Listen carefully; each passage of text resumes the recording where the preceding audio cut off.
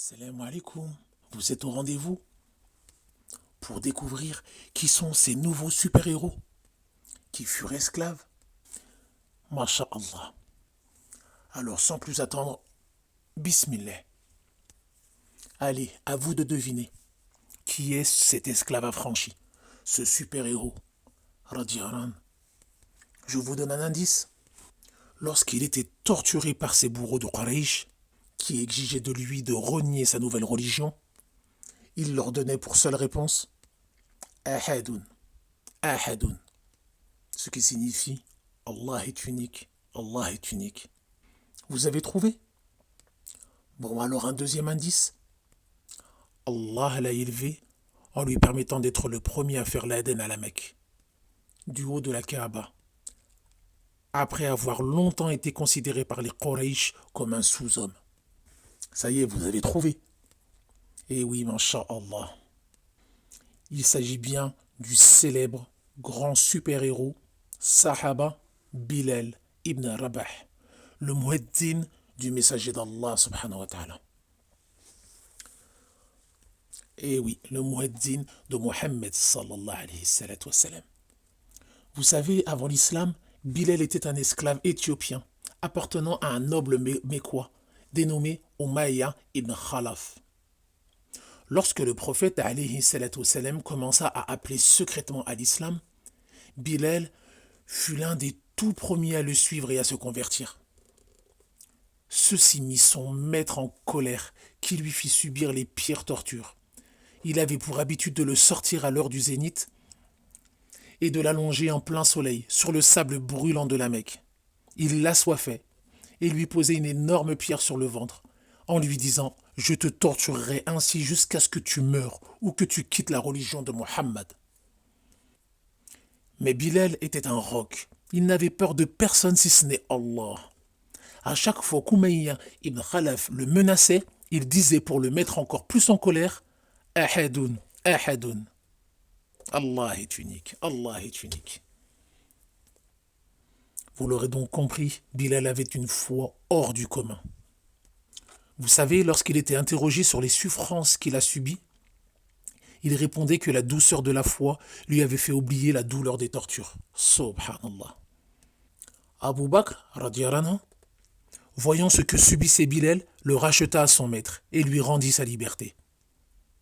Bilal émigra alors avec les musulmans vers l'Abyssinie pour vivre sa foi en paix, après avoir subi les pires sévices à la Mecque. Il émigra par la suite à Médine et y reçut l'immense honneur de devenir le mueddin du messager d'Allah, alayhi salatu wassalam. Il fut le tout premier compagnon à effectuer l'appel à la prière. Le prophète sallallahu alayhi salatu wassalam l'avait choisi en personne. En l'an 2 de l'Hégire, Bilal participa à la bataille de Badr, dans laquelle il fit preuve d'un courage exemplaire. Il tua d'ailleurs au cours de la bataille son bourreau à la Mecque, Umayya ibn Khalaf. En l'an 8 de l'Hégire, lors de la conquête de la Mecque, Bilal fut une nouvelle fois honoré par le prophète alayhi salatu wassalam. Et pas des moindres. De retour sur la terre où il avait été torturé et humilié, Bilal fut ce jour élevé. Après que les polythéistes eurent capitulé, ils furent réunis autour de la Kaaba pour qu'il soit décidé de leur sort. Le prophète sallallahu alayhi wa sallam prononça un magnifique discours dans lequel il leur pardonna leur injustice et leur accorda la liberté. À la suite de ce discours, il demanda à Bilal de monter sur la Kaaba pour effectuer l'appel à la prière. Il s'agissait d'un message fort. Cet ancien esclave était élevé au-dessus de ceux qu'il avait longtemps torturés et méprisés. Cette élévation n'était pas le fruit de sa force, de sa fortune ou de sa couleur de peau. Allah l'avait élevé par la foi qu'il portait. Et d'ailleurs, Allah subhanahu wa ta'ala nous le dit dans la sourate Al-Hujurat, verset 13. Ô homme, nous vous avons créé d'un mâle et d'une femelle, et nous avons fait de vous des nations et des tribus pour que vous vous entreconnaissiez. Le plus noble d'entre vous auprès d'Allah est le plus pieux. Allah est certes omniscient et grand connaisseur. Il est toujours bon de la rappeler, même si nous l'avons déjà vu. Après la mort du prophète alayhi salatu wassalam, Bilal n'arrivait plus à faire l'appel à la prière. À chaque fois qu'il essayait, il se remémorait le prophète alayhi salatu wassalam et fondait en larmes. Il quitta d'ailleurs Médine pour s'installer au Chem, l'actuelle Grande Syrie.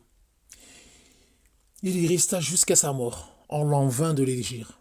Le jour de sa mort, il fut saisi d'une grande joie et dit « Demain, je retrouverai mes bien-aimés, Mohammed alayhi salatu wassalam et ses compagnons. » En effet, de son vivant, le prophète sallallahu alayhi salatu wassalam lui avait annoncé qu'il allait le rejoindre au paradis et que le paradis avait hâte de le recevoir.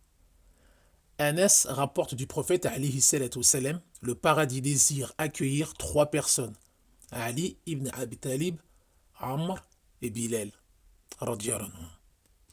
Je vous donne rendez-vous dans un prochain épisode pour découvrir un nouveau super-héros.